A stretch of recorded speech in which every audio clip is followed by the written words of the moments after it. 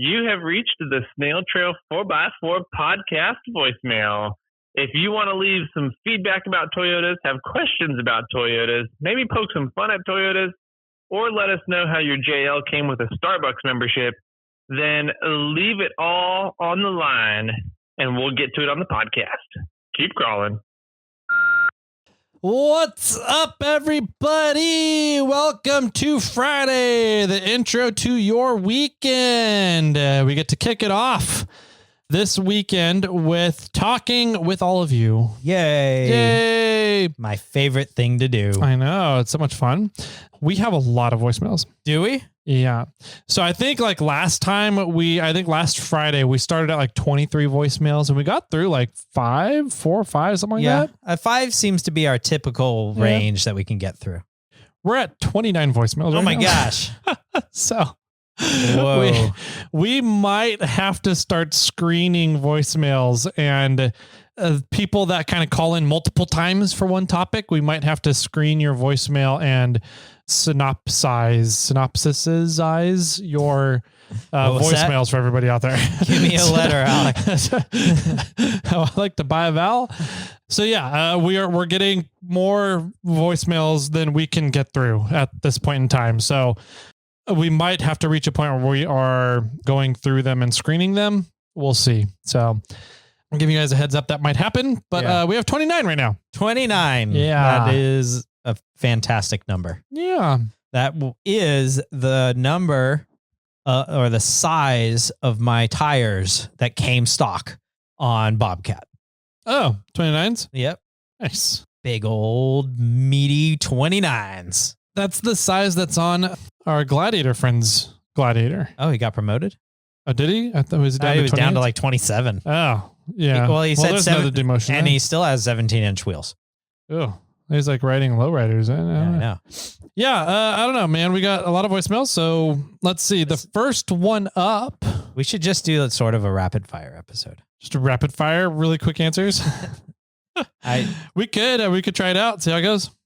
I like the idea just for getting through voicemails, but I don't like the idea for the listener that's calling in. Yeah. They probably want some feedback. Yeah. Unless it's Donnie, we'll just say, yep, next. Thanks for calling in, Donnie. Yeah.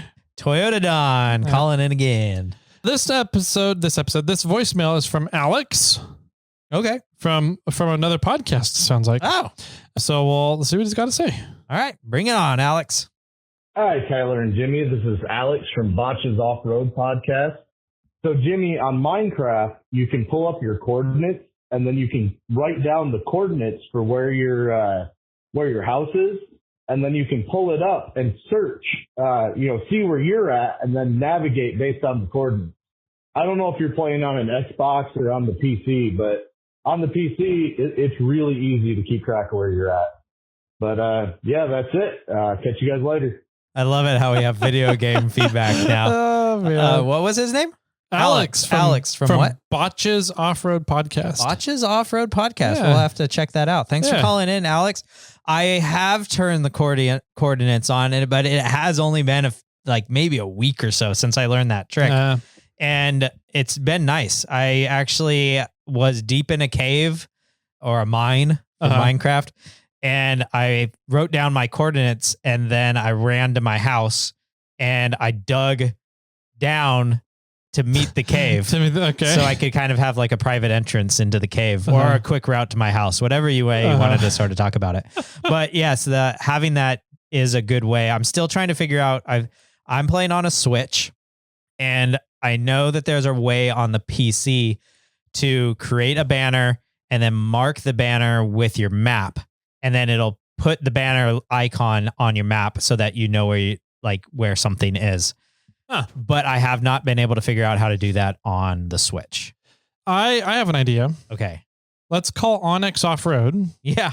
And see if they can make an overlay program for Minecraft. Not a bad idea. Yeah. I like it. But I think I've never really actually thought about writing down the coordinates to my houses or bases. So that might be something I take into advantage, or take your word from that and do that. And I'll just run to a few houses and mark down those coordinates so that when I'm running around, I can it gets to be dark time, because that's when the bad people come out, I'll be able to run to a safe house. There you go. Yeah. So thanks, Alex, for calling in. Next one up is Richard from East Coast. Oh, East Coast. East Coast Richard. So his first sentence is his name and where he's from. Second sentence is, I'm a Jeep guy. Okay. So can we skip this one? No. Okay. All right, Richard. What do you got to say, Jeep Jeepo? and Jimmy says no. Yeah, hey guys, this is Richard over here on the East Coast. I'm a Jeep guy, so don't hold it against me, but oddly enough, a Toyota guy is actually who got me wheeling probably 4 or 5 years ago. Him and I don't talk much anymore. Because you got we a don't Jeep. work together, but he's still out there and I'm still out here, progressing a little bit further than just the trails that he does. We often frequent Windrock, places like that. But, a fan of the show and everything. Been listening, I don't know, on the way to work, way home, and everything in between for well over a year now. So, great show. Also listen to Blue Collar and some of those others. But anyway, something that's just been on my mind. Seen a lot of videos with people and hear about a lot of wheeling trips and everything like that. And just one of the things that kind of bothers me a lot is, you see all these people with their arm hanging out the window. Kind of taught a long time ago in one of the 101 classes I took that, that's kind of an inherent danger, especially when you're off camber and everything, arms out the window.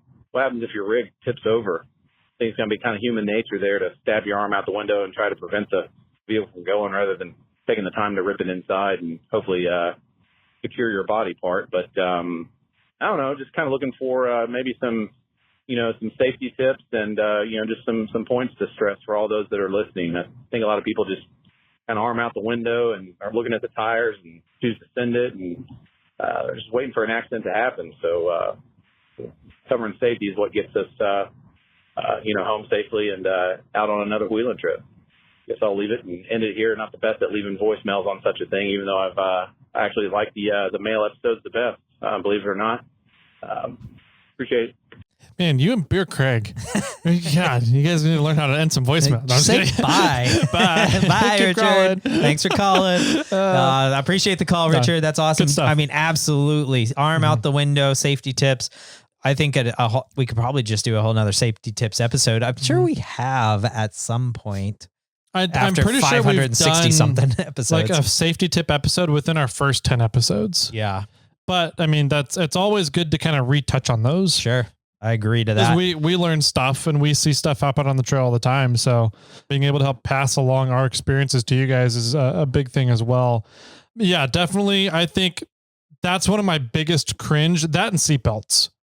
Yes, On a trail, those are two things that I will frustrate the hell out of people with, and I don't care. Yeah. I don't care if you are in my group and I am associated with you. I am making sure you are wearing your seatbelt and you're keeping your arms inside your vehicle. Mm-hmm. Arms, head, anything. Yeah. And even if you are wearing your seatbelt and you take the strap off around your chest and put it behind you, so you just have the lap belt on so you can lean outside and look. Yep. No. Yep. Don't do that either. Yeah. No, leave your full seatbelt on. I mean, I understand having your dangling your like elbow or arm kind of out the window when you're just putting along. But as soon as you get on an obstacle, there's no reason you should be leaning your head outside and looking and having your arm out there just dangling along. Ask somebody, get some help from a friend, ask for some support or directions from somebody else. Don't, or stop your vehicle in a safe location and hop out and look. Yeah. Don't be sticking your head out and trying to go. That's a no. Absolutely. Yep. Thank you for bringing that up. Do you have like quick 1 to 2 more quick fires? I think that's good. Those are my top ones. Like everything else is kind of like, yeah, I'm going to judge you and I'm going to think you're an idiot, but it's not something I'm going to bug you about. Sure. Right. It's your decision. If you want to do those things, I just won't be around you when it happens. But seatbelts and arms, hands, heads leaning outside of vehicles and middle obstacles, that's a big no. I'll yell at people for that all day long. Yeah. So. A few that have come into my head right now is don't drink and drive. Yeah. Don't drink on the trail. Don't drink when you're putting around. Like I'm all for like, okay, you've driven for a while. You're at lunch. You can have a beer, but don't have like 6 of them and then save the drinking for when you get to camp. Right. Yep. Like if you're going to drive on the road, whatever you would do on your day-to-day, like commute, you can do that on the trail, but don't see the trail as I'm not on the highway. Nobody can care. I'm going to drink the entire way. That, in my opinion, that's a no-no. Yeah. Like maybe have a beer for lunch, then save the drinking for at camp. Mhm. The other one is, and I break this rule quite often, is lash stuff down. That's the one I'm really bad at. If you're a Jeeper, Mr. Richard over there that changed sides on us, you have everything's inside of your cab, like an SUV like Tyler has. Like I got a lot of stuff in the bed of my truck, which if I hit something or roll around or bounce, it could fly out. But if I have something like I have a decent sized toolbox in the back of Bobcat in the extra cab space that weighs a lot. And if I roll over a roll a few times, that thing's not really lashed down very well. No. It stays down because it's so heavy. But if I'm upside down, then that thing's not going to stay on now the roof. Yeah. So one of a big safety item for me and something that I need to pay more attention to myself is strapping down the stuff in the back of the vehicle. Yeah. That's one I'm really, really bad at. And let's put it, nobody plans on rolling. True. Right. So they just throw stuff back there. I get it. Yeah. Good stuff. Maybe we're due for a safety tips episode. For sure. So maybe those are a few tips and maybe we'll get to one here in a little bit. Yeah, for sure. I'm going to add it to our list of episode stuff real quick. All right. Perfect. So good stuff. I think that could be a really good episode for sure to kind of revisit and get some more ideas out there. Next up is Zach from Oklahoma. Sweet. Bring it on, Zach. 3 minute long. So we'll see what we got going on here. All right. Perfect. What's up, Jimmy and Tyler? Zach from Oklahoma. Sorry for all the messages, but I had a lot to say. But Minecraft. I've been playing that game since you could get it on a sketchy website. So it has changed so much. I've played it on PC, consoles, everything.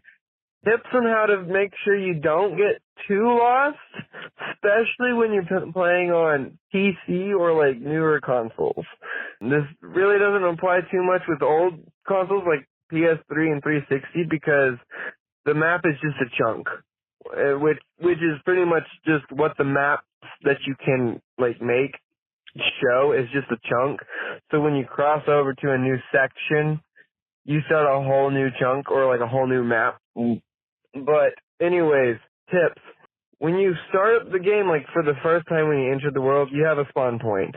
Try to build your home near the spawn point, not necessarily right on the spawn point, but somewhere close by so that you can find the spawn point later because you can make the compass and it will point you to where you first spawned in the game, not where you last slept. Now, when you die, you get spawned where you last stepped or last slept, or you could probably change that in the settings or something like that. Anyways, building your home or finding a good little hidey hole to be in and call that your home base near where you first spawned in at makes it easier to find when you go really, really far out, because you can go so far and you never find your home. I've done that a few times, and I'm like, I got to start all over on whatever I had going, and probably all my cows and pigs died or something. I don't know. Just a little bit of a tip for finding your way back. Also, make sure when you build your house, there's some landmarks that you can identify. Maybe find like a cave nearby. Build things along the way to make sure you can get back safely, and explore in small chunks at a time. So don't go like yonder out and then try to come back. Make sure whatever you explore, you memorize and be able to find your way back, knowing the areas that you've been. This just comes from a veteran who's played the game since its conception. So I hope you enjoy that. Keep crawling and I guess keep building in this case. All right. Catch y'all. Oh, he barely. What if you had a 3 minute timer on? Maybe he hit it. Good tips. I've been actually watching some YouTube videos of like people going like top 30 tips for Minecraft, just because a lot of them I kind of understand, but then some of them they'll say something. I'm like, oh, that's a good idea. And this pretty much exact thing that Zach said was in one of the tips for in the YouTube video.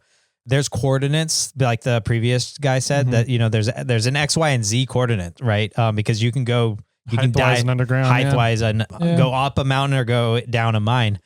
And 0-0 is the typical, not 0-0-0, but 0x and 0y is the typical spawning point when you start the game, but it's not always. Mhm. So just using the chords to get back to 0-0 doesn't mean you'll get back to your house.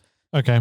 So, and I just happen to have made a house very close to my spawning spot Okay. on accident. And this worked out. And it happens that 0-0 was my spawning point. Okay. So all things kind of got lucky for me in that aspect. And I did make my first house right there. So that was perfect tip, Zach, if anybody is starting Minecraft. And I got lucky and did everything that you told me to. So Nice. yeah, that worked out. It kind of reminds me a little bit about survival. Yeah. So absolutely. In survival, right, you need to be able to assess your surroundings, and it comes down to what do you have on your person? What do you have in your vicinity within a 5-10 minute walk? And then what do you have, to a half an hour walk outside of that? And what do you have like within a day's walk outside of that? And you're always kind of searching and assessing and figuring out what the terrain, what resources you have, etc. And what he described is exactly that process that you do in survival too. Learn your surroundings, then go, do a small radius and a bigger radius and a bigger radius. And in regards to that, like I got lost one time. I was, who knows where. I was way out in somewhere I did not expect to be. And I more or less used the firefighter method where I just held right. So I found a body of water and then I just went along the coastline to the right. And I literally just followed the body of water all the way around. And that was an island. And I was like, okay, well, this isn't my home. Yeah. So, and by that time I'd made like a temporary house on that island. And then I was like, well, did I come from that body of land across that way? So then the next day I went out to that body of land and went right and just went along the coast.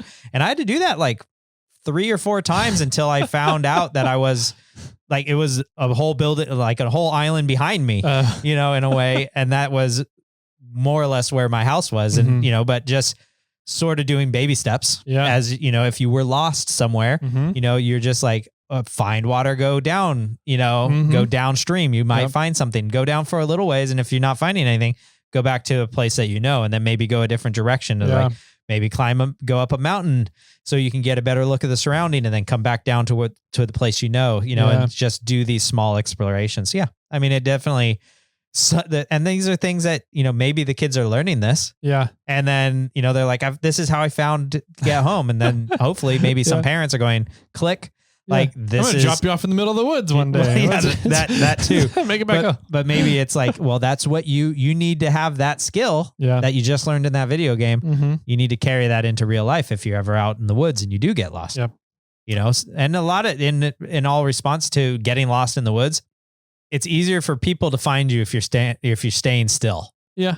Good point. Most of the time, search and rescue will find your house or your place that you were staying at, but that you left to go and try to get out and go find help. They will have found where you were first, and then they'll hopefully will find you later. Yeah. You got to remember, search and rescue, they search in grids, right? Yeah.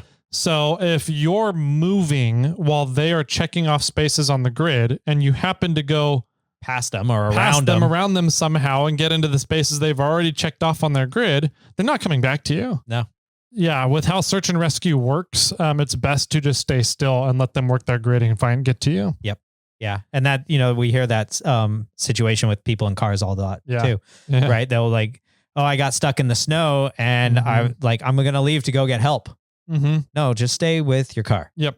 It's easier to find your car. Yeah. And we will find your car. Yeah. And then if you left, now we don't know where you went. Yeah. Yeah. So, but that doesn't work in Minecraft because nobody's coming to look for you. That's true. All right. Moving off of video games. I think so. I think we're going to have some Axel talk here. Oh, goody. From our buddy and Arron in Montana. Oh, sweet. Yeah.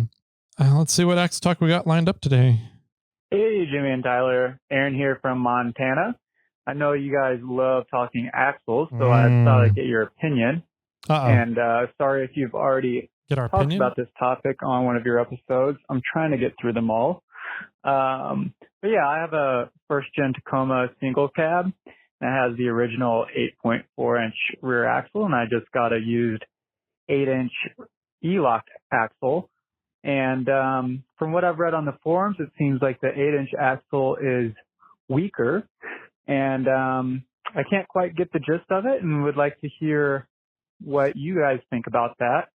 And yeah, is that just because some people are running big, 37s and high torque, or just really bashing their rigs on the trail? I don't know. I'd like to hear what you guys have to say. Thanks a ton for all you do, and I'll catch you later. Keep crawling. Yes. Richard, that was a fantastic ending that Arron just did, just so you know. People are going to stop calling in now. Thank you, Arron, for calling in. Yeah, that was just a good ending, so I just wanted to say that. Appreciate the phone call. So it's 8.4 versus 8-inch. I think that's what the case is. He never clarified whether he got an 8-inch front axle or an 8-inch. I assume it's the 8-inch rear, because the Tacomas that came with the 8.4 rears had no lockers in them. Anything that was a locker from a TRD Pro or a TRD Off-Road, TRD Pro, whatever it is, those were all the 8-inch dropout E-lockers still. Okay, up until third gen. Up until the third gen Tacomas. Yeah, when they went to the 8 3/4, I think it was. And fifth. What does 5th Gen 4Runner have? Do they still have? I don't remember what they're running in the rear. 8.4s? Yeah, I wonder. The diffs in there. We have a list somewhere. Yeah, of it. Didn't Beer Andy send us a list? Mm-hmm. Yeah. So I'm assuming it was a rear axle, and I guess from the same generation Tacoma. So you're looking at same width. Did he say year, or did he just say Tacoma? I think he said 2nd gen Tacoma, single cab, or extra cab, or single cab, whatever. Right. So he has an 8.4 now, and he got an 8-inch E-locker. So my first thought, I didn't know what he got the 8-inch out of, because if he got the 8-inch out of a first gen, then your axle width is very different. Less. Yeah. You're looking at a very different axle at that point. Yeah. If you got the 8-inch out of a 2nd gen Tacoma, then the widths are the same. Should be comparable. Yeah. If you're putting an 8-inch, man, see, the thing is, I don't know what you got the 8-inch out of, and that kind of, but if you're going to put it underneath your 2nd gen Tacoma, those 2nd and 3rd gen Tacomas are so much bigger than the mini trucks and mini trucks. Yeah, for sure. The 1st gen Tacomas or the old school pickups, and they weigh a lot more. And an 8-inch is it's a small ring and pinion for I think a truck like that. Now I think it's doable.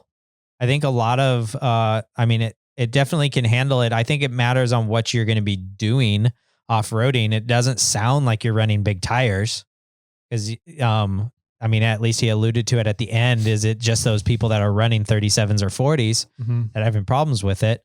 So I'm not sure what you're doing, but all in all, we're only talking about 0.4 of an inch. We're talking about less than half an inch. And I don't think they're that, and I'll go out and say it, I don't think it's that big of a difference. I would agree. So, if you think about it, it's only, 0.2 inches on each end of the, of each end of the pinion to some extent. I'm not sure if that's exactly how it works, but I think you'd be fine depending on what you're doing and how heavy your foot is. Yeah, I would have 100% agree with that. I think that when you're comparing an 8.4 to an 8-inch E-locker, you're going to get more gains out of the E-locker than the risk of the quote unquote weakness compared to the 8.4. Now, with that being said, that generation Tacoma had rear ring and pinion issues anyways, because it was, in my opinion, an under-geared, I don't want to say that because that's an under-equipped rear axle differential situation for what people typically use those Tacomas for. Sure. I think that Tacoma and Toyota got it right once they finally got into the 8 3/4, almost the 9-inch ring gears in the 3rd gens. I think that 8-inch 8.4 is just slightly too small, a little bit ill-equipped for how big that truck actually is. Yes. And so if you're looking at that and say you want to do go fast stuff, or you want to rely on more horsepower stuff, I'd recommend getting a diamond axle, 9.5 inch Land Cruiser platform diamond axle to a Tacoma width, and run that in the rear. That would be my recommendation, but that's a lot more money probably than finding an 8-inch E-locker axle. Yeah. So just realize that the axle is a weaker option for that vehicle, but not because it's weaker than the 8.4. I think it's the 8.4 and the 8-inch is just, in my opinion, ill-equipped for that vehicle. Yeah, I think that's a great way to put it as well. Yeah, that axle should never have been put underneath that vehicle in the first place. And it's like when they put the 8-inch axles under the 4th gen 4Runners. Yeah. And so there's just a heavy vehicle, and the LX 470s, I believe, had them too. Wow. So yeah, but the difference I don't think is that much. Like you're looking at, 0.4 of an inch, and I think you're just, it's roughly the same, and whatever problems people are having in the 8.4s, they're also going to have in an the 8-inch. And like I said earlier, it really comes down to what you're doing with your vehicle and how heavy your foot is. Yep. And if you can, you might have to be ever so slightly softer with your foot with that locker engaged there. But I don't think you're going to have that much of an issue, Aaron. Yeah. I would agree. If an 8.4 is working fine for you now, you haven't had any issues with it, I don't think you're going to have that many issues with going to an 8-inch. Yeah. With any locker. Yeah. That said, to some extent, if you are concerned about strength, then I would definitely go larger. Yeah. Cool. You got time for one more? Let's do one more. All right. He called back. Oh, Aaron from Montana. Perfect. About episode 550, the bucket list trips. Perfect. Okay, great. Here we go. Hey, Jimmy and Tyler. It's Arron from Montana again. Listened to your episode 550 last week on all your bucket list trips, and heard that Yellowstone might be on that bucket list, and thought that this would be a good opportunity for a nice, shameless self-promotion.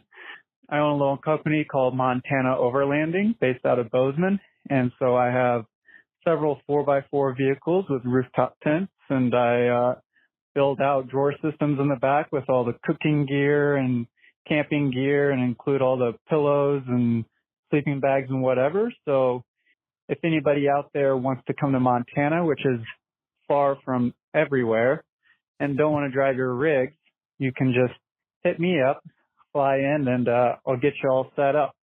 I will say, I am sorry, I don't have any Toyotas on the fleet at the moment. I keep the Toyota for myself. That's my rig. Someday I will, when budget allows. I know that this is a rock crawling podcast, and the rigs are stock 4x4s, but mostly just to get you guys away from all the riffraff in the national parks when you're trying to camp out and get some solitude. So, yeah, I'm out here. If you need and you don't want to drive your rigs all the way out here, just hit me up. Catch you later. Thanks a ton, guys. Bye. So I have a question. Sure. I don't know if I can answer it, but does he offer the rental insurance with those vehicles? Yeah, I don't know. I have a question. Uh-huh. Is it the fact that he didn't say what he has as his rental rigs mean that they're Jeeps? That's what I was wondering too. I'm like, or are they a Ford or a Chevy or something else? Or is they, because he didn't say they means he got all Jeeps? They are 4x4 vans, actually. Oh, that'd be pretty rad. That would be pretty rad. Yeah. No, that's pretty rad. There's a dude over in the San Francisco Bay Area that has a little mini fleet of 5th gen 4Runners that it completely decks out. I forget what the name of the company is, but I've always thought that would be kind of a really fun business venture. Yeah. Setting up an overlanding vehicles and have all the equipment included with it, and people just go out on a week-long overlanding trip with the vehicles and then bring them back. And I always thought that would be a lot of fun. I just never, I'm also like terrified of the liability and what people could end up doing with all the vehicle and all that, the gear. So here's your sat phone for when you call, when you break, call me. Yeah. So that's really cool, Aaron. And Montana Overlanding was the name of his company. Yeah. So I think it would be really fun to do a YouTube video of something like that. That would be pretty fun, I think. Get the family, jump on an airplane with our gear, like our clothes. That's really kind of about all I would need. You guys could totally do that. Take a trip into Fly Yellowstone. to Bozeman and then get a vehicle from Arron and go on a week-long overlanding Yellowstone trip and turn around and fly back. Yeah. I think that'd totally be doable. Really cool. Yeah. That'd be a lot of fun. Yeah. It would be a fantastic fun. It'd be a good video and it would be easy for anybody else that wants to do it because it's just that easy. Yeah. So cool, Arron. I appreciate you using SnailMail as a plug. Yep. That's kind of one of the reasons we made it in a way. I mean, we made it for people to get voicemails and leave a voicemail, but we leave it open-ended so you guys can leave shameless plugs or make comments or tell us about stuff happening in your area or, Christmas events out in your area that are going on with toy drives or whatever is happening. We don't have eyes and ears everywhere, but you guys are everywhere and can be our eyes and ears. So you can keep us informed or keep everybody informed that listens to the podcast about things that are happening in your neck of the woods. And shameless plug is right up that alley. Yes, it is. So cool. That'll do it for today's snail mail. Yeah. Thanks for calling in, everybody, and all the voicemails that we've gotten. If you want to hear more of our voicemails, tune in every Friday. That's when we have the snail mail episodes. If you want to be a part of snail mail, then call us 916-345-4744. I like it a lot. And I guess at that, we out. Out we. Oh, that's right. Out we. Out we. The number you have called has been disconnected.